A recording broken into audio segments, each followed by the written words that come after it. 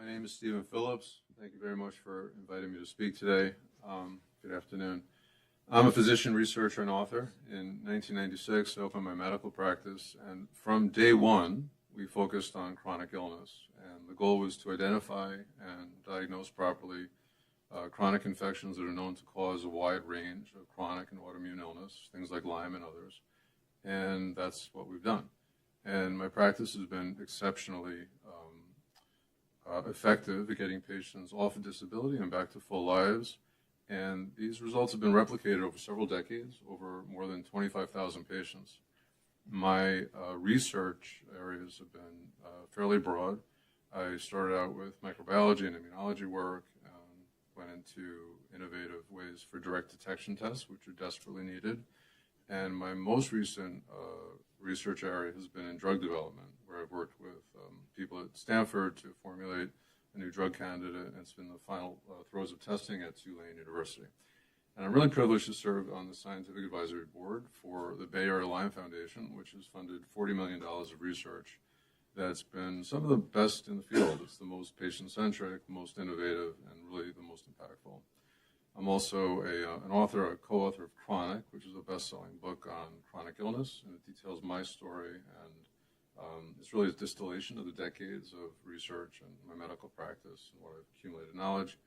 And I'm a best-selling author on Substack, and it's called Zero Spin. So like others here today, my family and myself have been devastated by these infections. I was motivated to open my practice, not because I got Lyme in med school, but yeah. Oh, sure.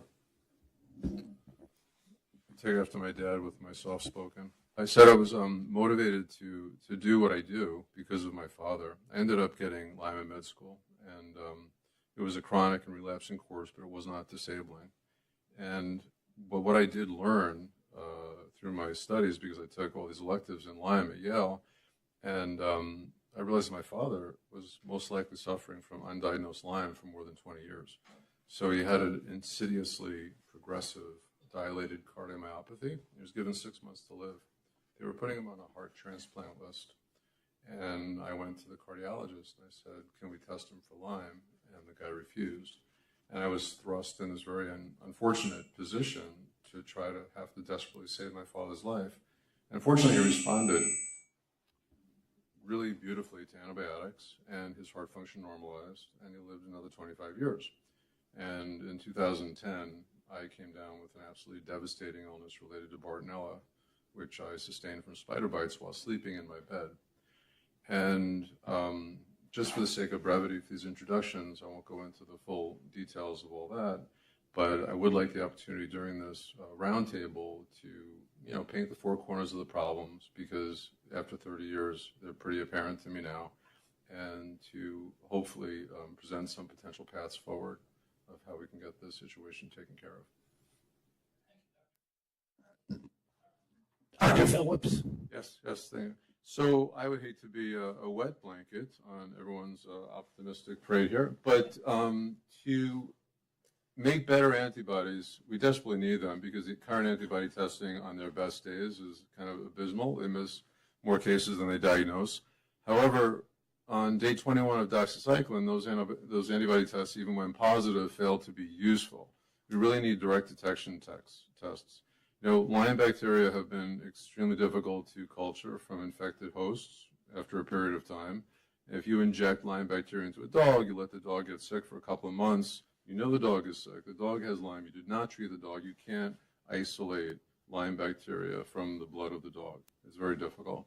Despite that difficulty, these organisms have been obtained alive from not only animals, multiple species, when they cut them up after therapy, they have been found in human tissues around the world. We know that the pathogen persists, and yet we don't have a good direct detection test on the market. We can't even kill Lyme bacteria in the test tube with these several antibiotics that are recommended by the Infectious Disease Society of America as the purported curative treatments for Lyme.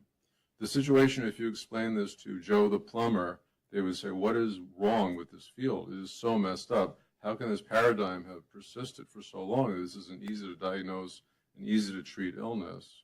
when the facts speak otherwise, and they have done so for decades. And when it comes to Bartonella is a beast. It's incredibly antimicrobial resistant. There's only one class of antibiotics that actively kills and effectively kills Bartonella, and that is aminoglycosides. And they are hamstrung by horrible pharmacokinetics. They don't get inside cells. Bartonella is an intracellular infection.